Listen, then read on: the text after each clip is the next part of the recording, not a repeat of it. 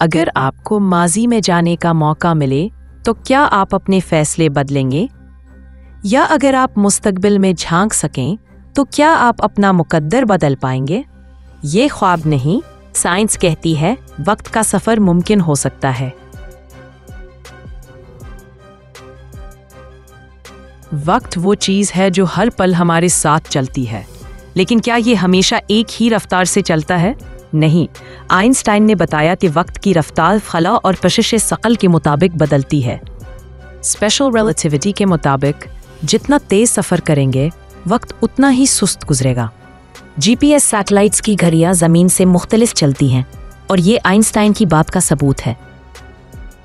साइंसदान कहते हैं कि वर्म होल्स, खला की सुरंगें हमें वक्त में आगे या पीछे ले जा सकती हैं, लेकिन क्या ये महफूज है? क्या ये सिर्फ थ्योरी है?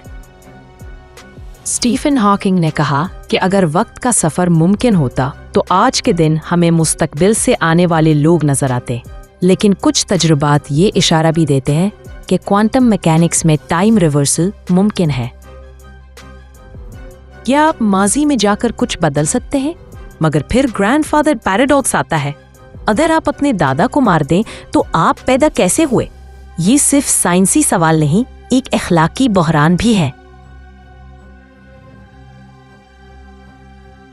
आज वक्त का सफर सिर्फ थ्योरी है, मगर कल क्या आप तैयार हैं?